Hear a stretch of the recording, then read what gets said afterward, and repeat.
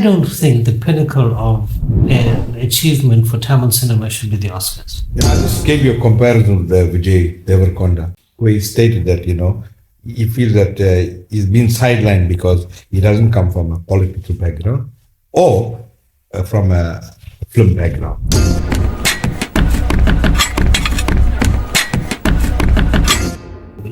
I mean, if you look at a movie like Kaalan Pillay, yes, there are very strong political and social statements made in the movie. But the handling is done through humor and through ordinary everyday experiences. We want to go into a movie to be entertained. We do not want to be lectured. Exactly. And that's what's happening, on a huge scale at the moment. Devan, what we will do is, all right, our topic was on politics today. Let's do a list of the Tamil religious movies and the Telugu religious movies of yesteryear, and we'll touch on them in our next episode. Yeah, and those watching at the moment can also suggest movies as well, because I know, honestly, I haven't watched any. Adi Parasati was a blockbuster in South Africa. And at this year, before we released that movie, they had a prayer. Then we had the movie.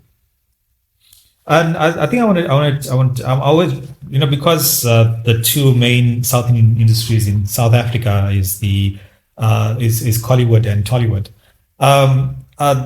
Taking this topic of caste in Tamil cinema, you visited Andhra Pradesh, Telangana. You stayed there. You watched the movies. Is it as rife as it is in Tamil Nadu?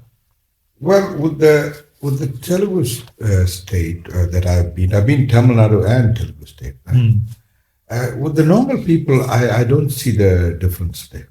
Because I went to a cinema and I was shocked watching a Telugu movie, and I saw a Muslim couple next to me, and they were talking in Telugu, and I got to introduce myself and telling them where I'm from and what I do, and I'm on holiday. They said no. I said I'm amazed that they were in their attire, that you were watching a Telugu movie. They said no, sir. Our language is Telugu, but we are Muslims. And I saw that happening in Tamil Nadu, where when we booked a place, a friend of ours booked a place, and that street was made up of only Muslims, all in their time, but they all spoke Tamil. Yeah. So I think with the common people or the normal people on the street and in the areas, it's not heavily affected as in terms of acting. Well, I think to a certain extent, I think off topic, religion will still have certain caste divisions as well, irrespective of religion. Maybe there will be some little aspect of it that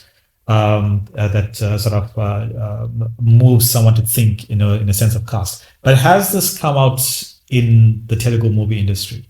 Has it come through in the Telugu movie industry? Honestly, up to today, I actually haven't seen it. Maybe because there's a language barrier on my side, and I never understood it. But does this come through the whole idea of caste, which for me is rife throughout India?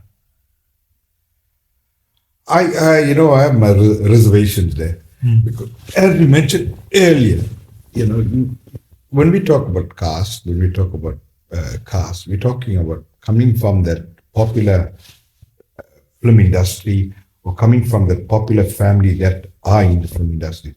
You'll notice that they have a better chance at scoring at the box office, a better chance at winning at the movies that they do than the normal people.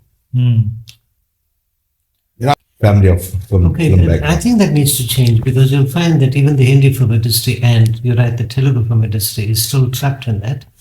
To some extent, yes, the Tamil film industry has a lot of second and third generation actors. But I think the openness towards new talent, both in front of and behind the camera, seems to be much easier in Tamil Nadu film industry than it is in the other states. And Kaalan, with respect, I will not use the word Kollywood, and I'll tell you why. For me, Kollywood and Bollywood and Tollywood and everything else is saying that we are trying to copy Hollywood. Hollywood, okay. And maybe there was a time when that was true. But it's now a label for me that shows disrespect, and I don't mean to. I understood. Yes, yeah. You know, the very idea of calling us Hollywood, like for example, Nollywood, the Nigerian movies. I always felt that our Tamil films can stand on their own. I don't think, and this is another contentious statement I'm going to make, I don't think the pinnacle of an achievement for Tamil cinema should be the Oscars. I really don't think so. Because the Oscars is a system that's devised in the West with Western concepts of what is good and what isn't. And really, we should not be aspiring towards that. Strictly speaking, we should not be aspiring towards awards. Because you'll find even the Indian National Awards, it's not going the way it should be. I still think, I want to go back to what I said earlier. Let's put art first. Let's put creativity and expression first. Because I think the days of being politically correct are numbered.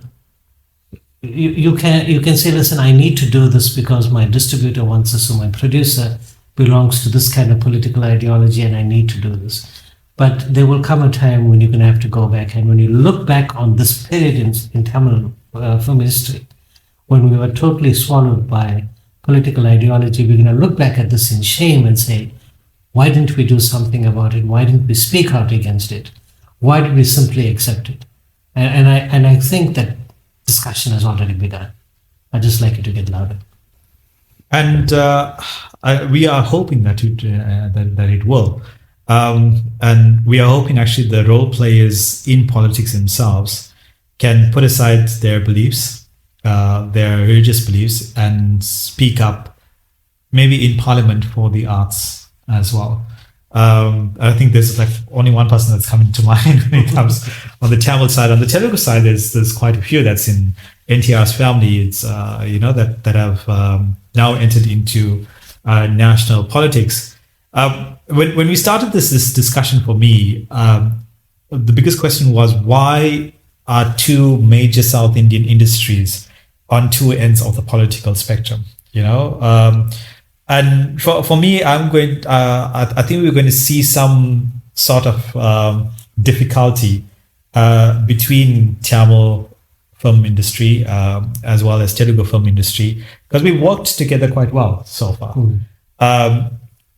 But unfortunately, I think I see that there's going to be some sort of separation, because I was quite enjoying the industries actually melting into each other to a certain extent. But now with the elections taking place, and actors have actually put themselves onto certain sides of the political spectrum, do you think we are going to see this affecting Telugu actors acting in Tamil movies, Tamil actors acting in Telugu movies? Because a lot of the stars in the South in Tamil movies came from Andhra Pradesh and so forth, and the same can be said for the Telugu industry, and that's went on for a while. Right. Talking about actors taking part in Telugu Tamil, from the early days, they were versatile actors. Sauka Janaki is Telugu by birth, but she took part in a lot of Tamil movies. Well, the first talkies were made simultaneously in Tamil and Telugu. In fact, the dialogue were in both languages. So that kind of cooperation began right from the very beginning. In 1921. So. But what's been happening now, and it's linked with this political leaning, you'll find that leftist political ideology likes to label things. So they label people, they label colors, they label caste, they label the way people behave, and they say, now, people who are saying that caste is evil are the same people that specifically attack the Brahmin caste. So if you think that speaking about caste is evil, then why then would you want to attack someone based on the caste? So the labeling needs to stop. Because you'll find in social media now that now we have these fan wars that began with Kamal Hassan fans against Rajnikant fans, went to Vijay fans against Ajit Kumar fans, and it's going on and on and on. But now with social media, now they are attacking the languages behind the actors. Well, we don't want this person there, they're not a Tamilian, that person is not a Telugu, that person is not Malayali. And the labels now are becoming stronger and stronger. If we get rid of this political cancer, the labels go, and whatever is dividing us now will disappear, and the industry will go back to the way it used to be when it first started, a united. But in saying that, Devan, I think to an extent, the funding is coming from the politicians, most funding.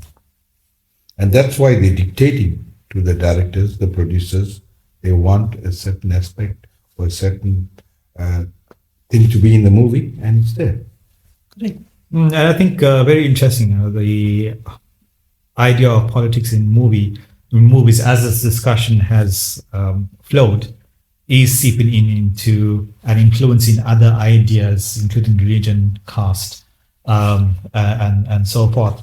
And I think we can wrap up now the topic of politics, and especially South Indian movies. Honestly, before I actually came here, I was researching, and I actually haven't found many articles about politics in North Indian movies, which for me is quite surprising, because when I was in Mumbai, I never saw the place that I stayed. I never saw any actors, posters. It was only politicians. And that actually floated into South India as well. So I think we can wrap it up and say, as much as politics plays a huge role in the promotion of cinema, in the promotion of actors, in the success of cinema as well, it should be more from a point of lifting up the arts than actually getting people to think how they want to think.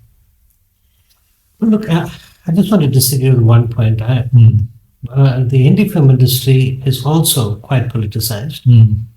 They've got a double whammy, because on one hand they're influenced by the politicians, and the other hand they're influenced by the mafia. And everyone knows about the mafia and how it controls virtually the entire film industry. And it is that has almost destroyed the indie film industry. It's probably at its lowest now. And it's because of those two negative influences on the art. Down in the South, we have not lost it yet, because our independent producers, and you'll find with the direct to OTT releases, we're getting a flood of independent movie makers that are coming to the fore, not relying on cinema releases. And I think that bodes well for Tamil cinema, and we need to encourage that. Again, our viewers need to be more sensitized. You know, when you're saying that not many people watch movies like me, I actually think lots of people do watch now. If you look at social media, lots of people are picking up on these things, the subtle things that we used to just sit back and watch, okay, it's just a movie. But now we need to realize that movies are such a powerful medium that as much as it can entertain, it can actually change the way we think. And if we start watching movies more aware of what directors and writers are trying to do, we will still enjoy the story, but at the same time, we will not be unduly influenced by them. And I think to wrap up on the Telugu side, Elvin, and I know as much as you watch a lot of Tamil movies, what changes would you like to see that you are now seeing in the Telugu movie industry that may be sort of interfering in the popularity of certain movies that should be popular, or actors that are not? No, I think the influx of North Indian actors into the Telugu movies have changed the Telugu movie industry, and it's growing now. Because a few years ago, the Telugu movie industry was very low. It was North and it was Tamil. But do you not think that's right now, if you go and look at the recent survey and the recent blockbusters and movies that have made money, as in comparison to Tamil and Hindi, you'll see Telugu have shown now. Yeah, and I think we can wrap up the political topic. And watching this, if you have your views, please comment with it. And we'll also give our views of that on that as well. And you're more than welcome to also suggest future topics as well. We will appreciate it. But I think we're going to leave it off where Elvin mentioned the influx of North Indian actors coming to South Indian cinema. And maybe in our next topic, we'll speak about the term pan-Indian.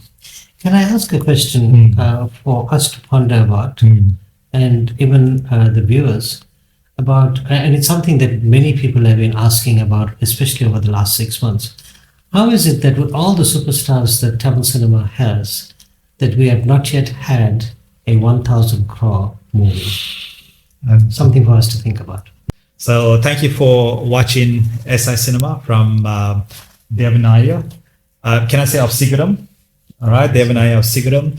It's a magazine-based site, and I would say one of the best sources of cinema in the English medium you can find anywhere in the world at the moment. Thank you. You can find it at sigaram.com. Sigaram.net. Sigaram.net. All right. Elvin Tagat is, I would say, a doyen of Telugu in South Africa as part of the Andhra Mahasabha. Also does the Telugu Top 20 on Southside FM, which is South Africa's first South Indian station. And I'm also part of the station and part of SEME. So from all of us, signing off until our next episode. Namaskaram.